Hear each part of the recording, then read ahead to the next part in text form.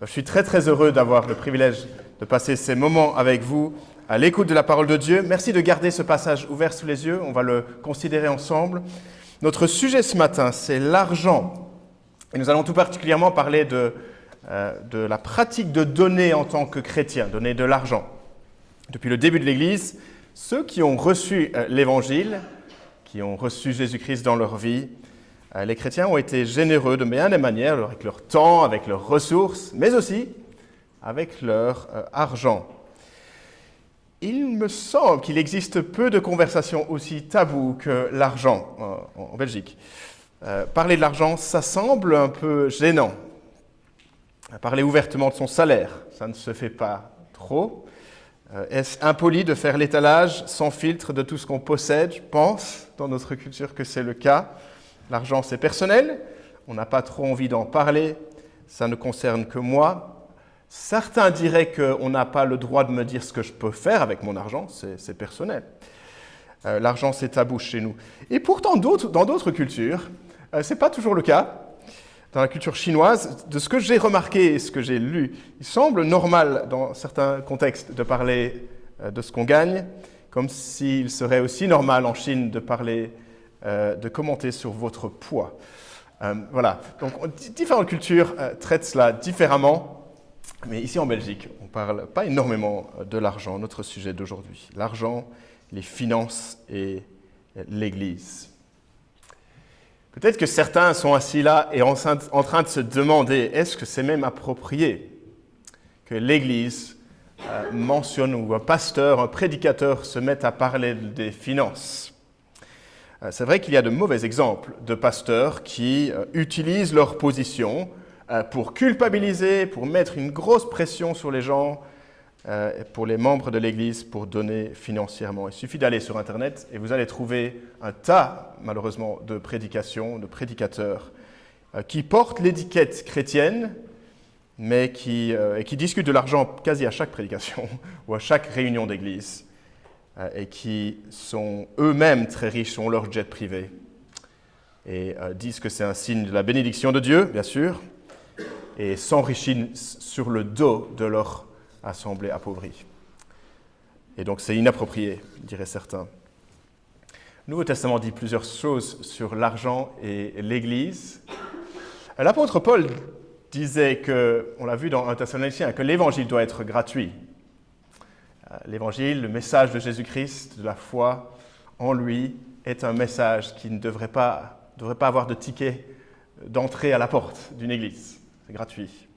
Et donc, pour lui, il effectuait un travail manuel sur le côté, en plus de son ministère d'apôtre, pour pouvoir financer cela. C'est remarquable. Mais en même temps, Paul ajoute que l'ouvrier mérite son salaire, et donc, et c'est la pratique normale d'une église, qu'elle prenne responsabilité de son propre fonctionnement. Ça, c'est aussi biblique. Je regardais, dans l'enseignement de Jésus, l'argent occupe une place très très importante en fait, beaucoup plus qu'on ne pourrait le penser. J'ai lu ça dans une étude, 1/3 des paraboles concernent l'argent. Et on voit dans ces paraboles que Jésus n'est pas pour autant contre l'argent. Ce n'est pas l'argent qui est mauvais en soi, certainement l'argent dans le sens sa convoitise, ou l'adoration, où je cherche à tout prix plus d'argent, je suis contrôlé par l'argent, ça c'est un problème. Mais l'argent n'est pas un mauvais problème, Jésus expose un mauvais usage de cela. Et si on lit le livre des Actes, on voit qu'il y a des chrétiens dans l'Église qui sont assez aisés, qui possèdent une villa qui est utilisée pour une église de maison, et c'est très très bien. Alors en tant qu'Église, ici à l'Église Emmanuel Tobek, peut-être que vous êtes là en visite ce dimanche, nous avons consacré, donc nous consacrons un dimanche par an pour parler de l'argent. Et donc si vous êtes là aujourd'hui, c'est comme ça, on n'en parle pas tous les dimanches. L'idée est d'avoir un dimanche par an où nous réfléchissons à notre argent, où nous sommes reconnaissants pour ce que nous avons et reconnaissants à ceux qui ont donné aussi. Sachez qu'une bourse ne passera pas dans les rangées pour y déposer votre offrande, ce n'est pas trop l'habitude ici, jusqu'ici, mais en même temps nous encourageons les dons Et on a produit par le passé un petit feuillet qui se trouve aussi au présentoir, participer financièrement à la vie de l'Église ici. Donc si vous voulez lire cela par la suite, ça complétera ce qui a été dit dans ce message. Voilà en préambule. Notre texte, c'est 2 Corinthiens chapitre 9, qui va avec le chapitre 8. Donc un bloc ensemble, 8 et 9. Et ça parle d'une circonstance bien spécifique dans l'histoire de cette église à Corinthe. Une situation bien spécifique où Paul avait encouragé à la fin de 1 Corinthiens, on le lit dans 1 Corinthiens 16, il avait encouragé à l'église de Corinthe de mettre en place une collecte régulière dans cette église afin d'aller la chercher, cette collecte, et de la prendre pour subvenir aux besoins des chrétiens à Jérusalem. Là où il y avait eu une famine importante, et les chrétiens à Jérusalem, bien que très très loin géographiquement, avaient des grands besoins. Et donc Paul parle de ce don bénéfique aux saints à Jérusalem. Et il voulait les encourager à Corinthe à respecter l'engagement qui avait été déjà prononcé en sa compagnie un peu plus tôt. Donc ça, c'est le contexte historique de ce qui se passe. Je suis conscient de ce qu'on est tous dans des circonstances bien différentes, en tant qu'Église, les uns des autres, des engagements qui varient. Peut-être il y en a certains qui ont un prêt hypothécaire, des engagements financiers, familiaux, différents stades de vie, études. Peut-être vous êtes encore adolescent, vous êtes dans un travail temps partiel, travail rémunéré, chômage, maladie, pause, retraite. Les différents cas de figure sont nombreux. Et je veux qu'on se mette simplement à l'écoute de ce que Paul dit aux Corinthiens, parce que je pense qu'il nous donne le cadre pour bien comprendre pourquoi donner et comment donner, alors qu'il explique comment le faire avec ce contexte. Et nous allons voir ce matin que c'est un grand, grand privilège de donner. Grand privilège, une bénédiction. C'est une bénédiction pour ceux qui reçoivent, et c'est une bénédiction pour ceux qui donnent, selon la Bible. Ce n'est pas un sujet ni ennuyant, ni inconvénient, mais un sujet pertinent et réjouissant qui fait partie de notre vie de disciple si vous êtes à Jésus-Christ. Et donc c'est ma prière que cette prédication puisse être utile pour nous équiper, réfléchir juste de manière biblique sur l'argent, autant pour ceux qui sont déjà convaincus que donner c'est une bonne chose, que pour ceux qui peut-être sont à Christ et n'ont jamais commencé à donner et peut-être peuvent y réfléchir pour la première fois. Voici les amis, 6 leçons, vous avez le feuillet, vous allez pouvoir suivre les 6 leçons que j'ai mises sur le feuillet. Je pense que c'est la première fois que je donne une prédication avec 6 points. On va faire ça assez brièvement et on va y arriver. On n'a pas besoin de passer trop de temps dans chaque point. 6 points qui nous aident à savoir comment et pourquoi donner. Donc point 1, donner, versets 1 à 4, c'est ce que font les chrétiens. Donner, c'est ce que font les chrétiens. D'abord un petit peu de géographie. Ce qu'il faut savoir, c'est que Paul, lorsqu'il écrit cette lettre de 2 Corinthiens, il se trouve au nord, en Macédoine, juste un peu plus au nord, et il est là, parmi les Macédoniens, en train de parler de leur contexte et de le comparer avec le contexte des Corinthiens. On apprend que Paul est juste sur le point, dans ces versets, il est sur le point de partir, de quitter Corinthe ou d'envoyer quelqu'un, et que les Corinthiens doivent se tenir prêts pour cet engagement auquel ils s'étaient déjà mis d'accord. Et voilà la question, seront-ils prêts à Corinthe quand Paul passe ? Ce n'est pas une question évidente, parce qu'on sait que l'histoire entre Paul et les Corinthiens n'était pas toujours facile. C'était une relation tendue, pénible, où les Corinthiens avaient d'énormes problèmes, des problèmes majeurs dans leur Église. Mais dans ces versets, chapitre 9, versets 1 à 4, Paul est confiant. Il est confiant que la récolte de fonds sera maintenue. Verset 2, « Je connais en effet votre bonne volonté. Je m'en montre fier pour vous auprès des Macédoniens, là où ils se trouvent, en affirmant que l'Achaïe, que Corinthe, l'Achaïe c'est la région de Corinthe, que l'Achaïe est prête depuis l'année dernière et votre zèle a stimulé la plupart d'entre eux. » Paul est en train de dire, « Chers Corinthiens, donnez. Donnez. Vous êtes engagés à cela. Vous l'avez compris. Donnez pour la cause de l'Évangile et l'affermissement de chrétiens très très loin de chez vous, que vous n'allez jamais voir. Ils sont à 2300 km. Si vous allez sur Google Maps, 2300 km, c'est loin.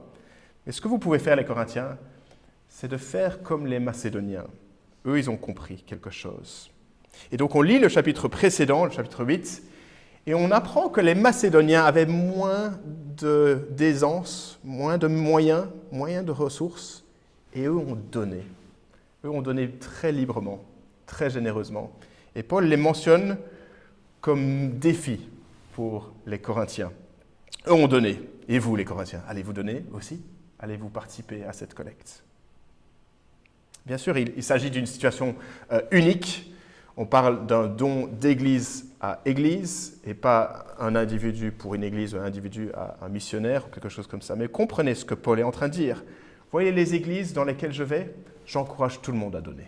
Les Macédoniens vont donner, vous pouvez donner, Jérusalem va recevoir. C'est merveilleux, ils sont dans le besoin. Les besoins, les amis, restent très importants de nos jours. L'Europe est affamée, pas sur le plan matériel, mais spirituellement. Il s'agit d'un continent qui est dans le besoin. La grande majorité des Européens, personnes qui habitent en Europe, ne connaissent pas leur gauche de leur droite, sur le plan spirituel.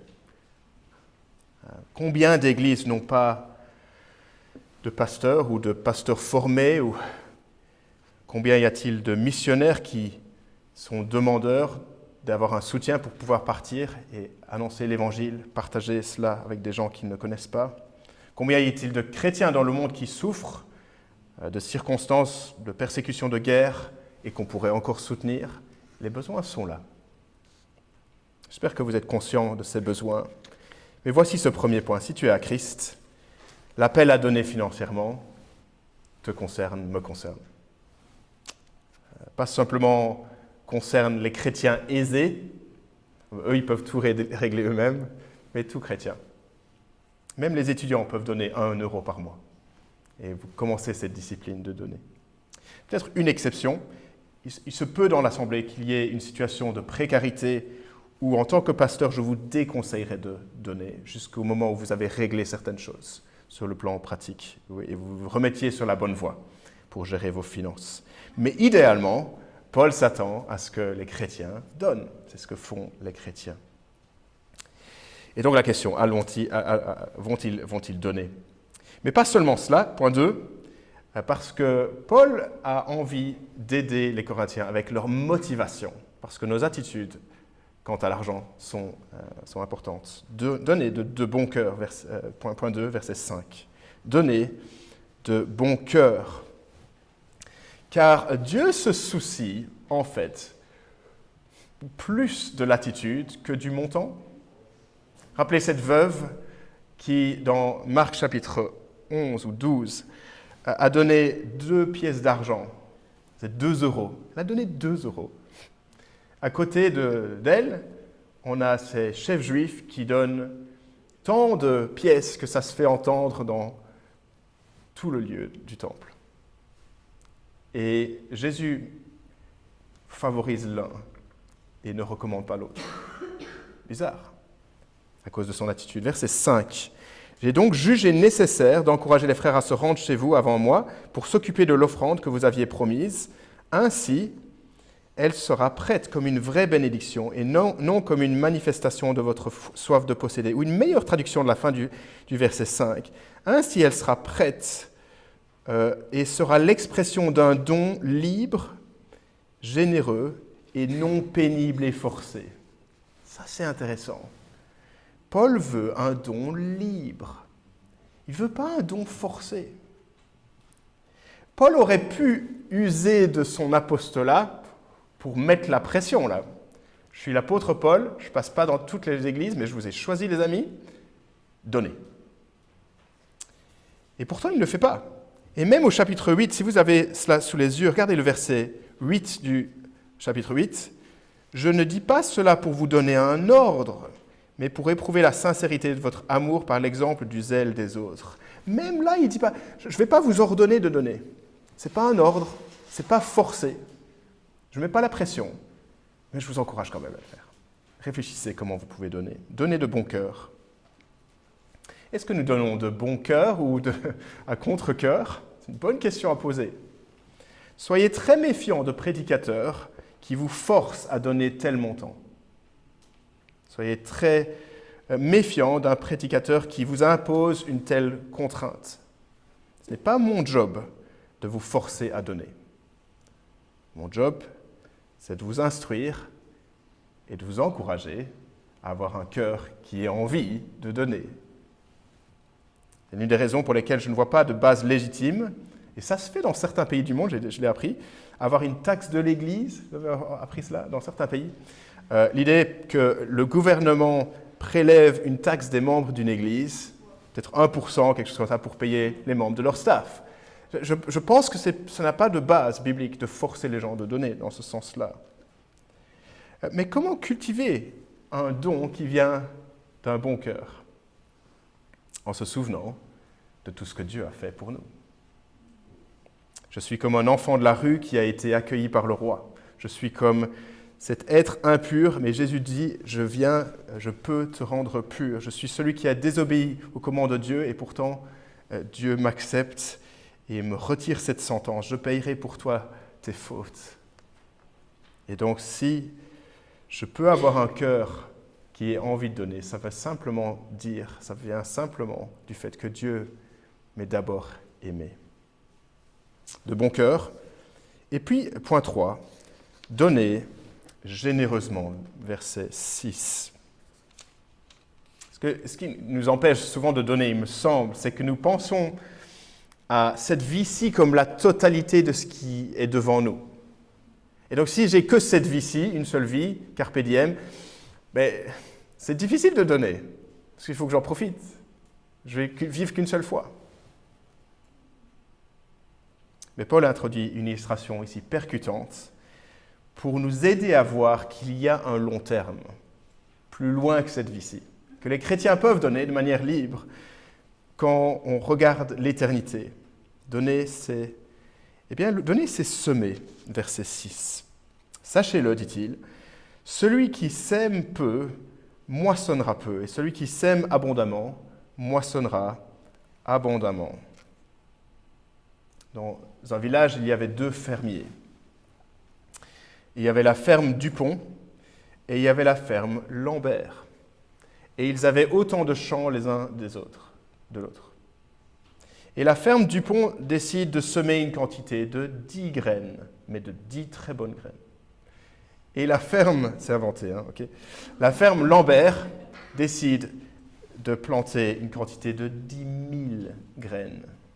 Sans pouvoir contrôler tous les paramètres météorologiques, qualité de la terre, présence d'animaux nocifs et compagnie, laquelle des 2 fermes a le plus de chances d'avoir une récolte abondante? Évident, ce sera la deuxième. Et si c'est le cas pour une récolte physique, autant être le plus généreux possible, si Dieu vous en donne les moyens. C'est ça la logique. Remarquez que la récolte n'est pas définie. C'est quoi cette récolte? Si je donne 10 €, il y aura un converti de plus? On ne sait pas. Le texte ne le dit pas, mais Dieu s'en charge. Et c'est Dieu qui se servira de notre générosité pour sa moisson. C'est Dieu qui est à l'œuvre.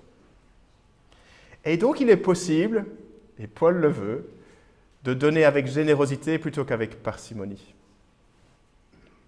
Est-ce que la logique chez moi, c'est de me dire, si je donne moins, j'aurai plus pour moi?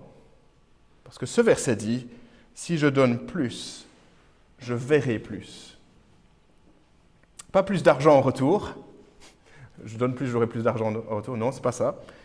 Mais plus je verrai l'œuvre de Dieu en train de s'accomplir. Et Dieu reste souverain et utilise notre générosité.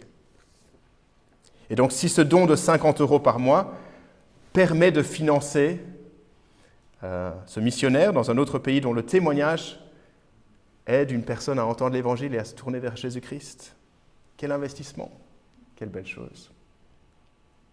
Alors oui, si nous ne pensons qu'à notre courte vie, alors nous serons tentés de vouloir garder notre argent pour nous, ou de donner, mais un petit peu, quelques pièces seulement. Mais la parole de Dieu nous dit, nous n'avons pas qu'une seule vie. Nous avons deux vies, cette vie ici et la vie avec le Seigneur dans l'au-delà. Dieu aime la générosité. Donnez de bon cœur, donnez généreusement. Point 4, donnez avec joie, verset 7. J'aime ce verset. Que chacun donne comme il l'a décidé dans son cœur, sans regret ni contrainte, car Dieu aime celui qui donne avec joie. Paul précise que les Corinthiens devraient s'y prendre sans regret ni contrainte négativement, mais positivement, comme on l'a décidé soi-même. Et donc quand nous donnons, ne donnons pas avec une arrière-pensée de regret, du style « j'ai pas tellement envie de donner ces 10 € par mois à l'église ou à une œuvre chrétienne, mais bon voilà, je les ai donnés quand même. C'est dommage quand même parce que j'aurais quand même pu avoir en un an 120 €. 120 €, ça aurait pu revenir à ce gadget-là. Et j'aurais quand même envie, je n'en ai pas trop besoin, mais ça c'est un regret. Je ressasse et c'est une contrainte. C'est l'inverse de ce que Paul a en tête.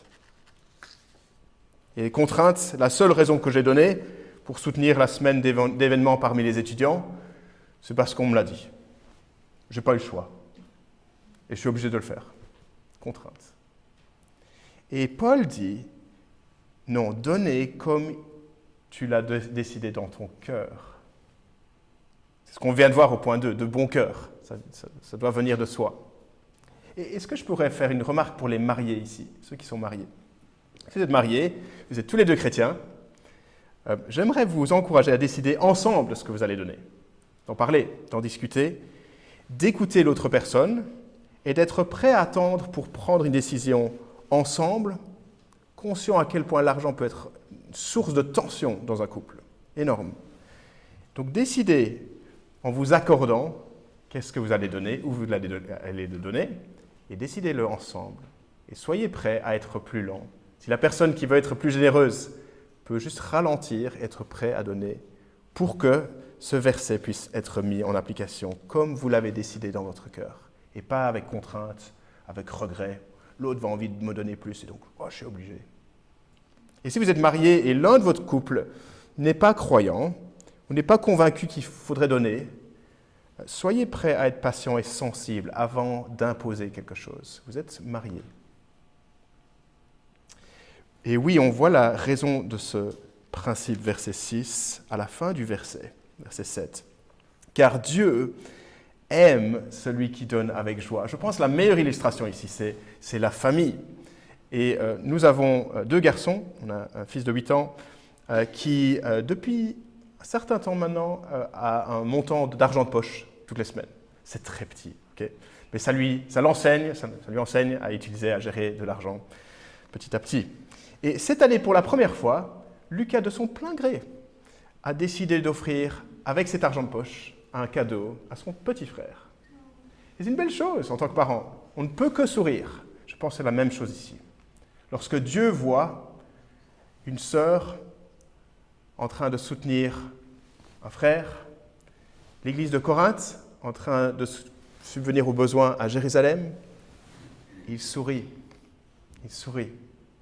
Il voit ses enfants être généreux les uns envers les autres, plutôt que d'être dans le regret, dans la contrainte. Je n'ai pas trop envie de donner, mais tu m'as imposé ça. Bien sûr, ce n'est pas sur la base de notre don financier que Dieu sourit et Dieu nous accepte. Non, c'est par grâce qu'il nous accueille dans sa famille. On n'est pas son enfant parce qu'on a donné. Mais étant son enfant, ayant reçu Jésus-Christ, soyons en train de donner de bon cœur, généreusement, avec joie, avec responsabilité, dans les responsabilités que Dieu vous a confiées. Il nous reste 2 points, car en fait, alors que nous donnons, quelque chose se passe qui dépasse le simple fait de donner, acte de donner. Et ça va plus loin, le verset 8 à 11.5. Donnez, dit Paul, parce que Dieu fait fructifier votre vie, fait fructifier toute votre vie.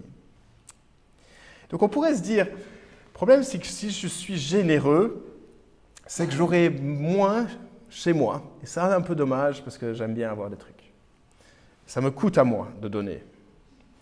Et Paul est en train de dire que paradoxalement, il me semble dans ces versets, le contraire, quand tu donnes, tu vas recevoir. Ça va être un peu différent, mais tu vas recevoir. Mais qu'est-ce que tu vas recevoir? Ça, c'est la grande question. Il y a quelques années, dans une autre ville, mon colocataire avait été invité par un collègue à lui à une soirée avec un grand prédicateur téléévangéliste bien connu. Et je l'avais accompagné pour voir un peu ce qui était dit. Un pasteur donc suivi par des millions de personnes dans le monde, issu du mouvement de l'évangile de la prospérité. Donc j'étais très intéressé juste pour voir ce qui se passerait dans cette soirée. Et en gros, le message c'était, Dieu veut que tu aies une vie de prospérité. Si tu viens à lui, ce sera le cas. Et si tu n'as pas encore assez de foi, c'est peut-être que ça ralentit chez toi. Et son discours par rapport à leur récolte de fonds de cette soirée-là, c'était Dieu te rendra financièrement ce que tu donnes. Donc, donne 10 euros, tu auras en retour 10 euros, ou 20 euros, ou 100 euros, ou centuple euros. C'est ça un peu le principe. Et peut-être que dans ce verset, on se dit, mais est-ce que c'est ce que Paul est en train de dire? Donc il faut regarder très attentivement. Verset 8. Remarquez quel type d'abondance est mentionné dans le verset 8. À la fin du verset. Dieu peut vous combler de toutes ses grâces afin que vous possédiez toujours à tout point de vue de quoi satisfaire à tous vos besoins et que vous ayez encore en abondance pour toute œuvre bonne. Les versets 10 et 11 vont dans le même sens. En train de parler de ce que, quand tu donnes, Dieu va te rendre capable d'avoir de bonnes œuvres, va augmenter tes bonnes œuvres, va te donner des opportunités davantage de servir son évangile. Ta vie continuera à porter du fruit, une manière peut-être dont tu n'aurais peut-être pas pu réfléchir à l'avance. Verset 11. Ça va même augmenter en générosité. Et je pense que ce n'est pas très surprenant. Alors que je donne à cette cause, cette œuvre chrétienne qui soutient des chrétiens persécutés en Égypte, par exemple, soudain je me rends compte que ce besoin existe. Et soudain je me dis que je devrais prier pour cette situation, plutôt que juste d'être sur mon téléphone ou en train de regarder quelque chose. Et soudain, ça me pousse à réfléchir à d'autres besoins. Et soudain, ça me donne un cœur qui aspire à voir l'Évangile s'épanouir dans ce contexte. Et peut-être ça me donne envie d'envoyer un message ou d'encouragement à un missionnaire. Et donc ça fait fructifier notre vie. Le fait de donner ouvre des portes pour magnifier notre générosité de multiples manières, pas simplement financièrement. Donnez, car Dieu fait fructifier votre vie. Ce n'est pas que donnez et Dieu vous rendra la monnaie en retour. Ce n'est pas ça. Donnez et Dieu vous transforme alors que vous donnez. Il change vos aspirations et ce que vous pensez être important est en train de changer alors que vous passez par cet acte de donner. En tout cela, tout ceci est lié à la générosité de Dieu. Remarquez le verset 8. Et soulignez mentalement combien de fois il est marqué tout. Voyez l'abondance. Dieu peut vous combler de toutes ses grâces afin que vous possédiez toujours à tout point de vue de quoi satisfaire à tous vos besoins, que vous ayez encore en abondance pour toute œuvre bonne. Dieu est capable de faire cette œuvre. Il est tellement généreux. Bien sûr qu'il est généreux. Bien sûr qu'il est généreux. Il nous a donné la vie. Chaque instant vient de sa main. Il nous donne tellement de bonnes choses. Est-ce que l'un de nous peut vraiment lui regarder dans les yeux et lui dire « Tu n'as pas donné assez. Je suis en colère parce que tu es généreux. Tu es tellement généreux. » Et alors que nous pouvons donner, selon nos contextes différents, selon les responsabilités qu'on a, Dieu fait fructifier cela. Dieu apporte du bien dans notre vie. Quelle motivation. Et puis, point 6, rapidement. Donnez car cela glorifie Dieu, versets 12 à 15. Non seulement Dieu est à l'œuvre, donc pour changer et transformer notre cœur alors que nous donnons, mais le fait de donner a un effet extraordinaire aussi pour que de plus en plus de personnes glorifient Dieu. Ça, c'est bien. On va aller dans les versets 12 à 15. Verset 12, les chrétiens de Jérusalem, eux, vont être reconnaissants à Dieu et vont glorifier alors qu'ils reçoivent. Verset 13, les Macédoniens, glorifient Dieu alors qu'ils se rendent compte que les Corinthiens aussi, avec tous leurs problèmes, sont en train de donner. Et puis verset 15, Paul glorifie Dieu pour tout cela. Il se dit, mais c'est merveilleux, c'est merveilleux. Il y a comme un effet boule de neige de ce que c'est un encouragement quand quelqu'un donne et il glorifie Dieu. Peut-être qu'on a tendance à penser que si je donne, ça a vraiment un petit impact. Voilà, je donne quelques euros, ça change quoi? Ça ne change pas grand-chose. En réalité, Paul a en tête un effet domino, peut-être dont on n'aura pas conscience, qui est de ce que ceux qui recevront le don vont glorifier Dieu, et que d'autres vont être encouragés aussi de donner, et que ça a un effet multiplicatif pour glorifier Dieu. C'est ce que nous voulons tous à Etterbeek, à Bruxelles, des personnes qui glorifient Dieu, qui le connaissent, qui l'apprécient pour sa bonté. Et donc donner à une œuvre chrétienne, à un missionnaire, pour soutenir l'œuvre de l'Évangile dans une autre église, et même ici, il est important que cette église aussi ait de quoi pouvoir fonctionner. Continue à donner. On peut peut-être se demander si Paul avait raison de se montrer fier des Corinthiens. Eh bien, en fait, en lisant la fin de Romains 15, nous voyons, je vais citer cela, Romains 15, verset 25, « Maintenant, dit-il, je vais à Jérusalem pour servir les saints.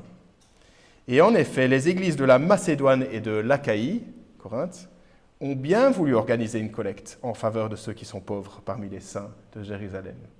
Et donc, ça a fonctionné. Paul avait raison d'être dans la joie. Gloire à Dieu. De la même manière, donnons. Donnons parce que c'est ce que les chrétiens font. Donnons de bon cœur, généreusement, avec joie. Donnons car Dieu fait fructifier et transforme nos vies. Et donnons parce que ça glorifie Dieu de manière exponentielle. Quelle bénédiction de donner. Passons un instant juste dans le silence pour réfléchir à comment ça nous impacte. Si vous êtes en couple, réfléchissez à en parler entre vous par la suite, durant cette semaine, à un certain moment, et de réfléchir à comment vous accorder. Et puis prenez le petit livret à la sortie un peu plus tard.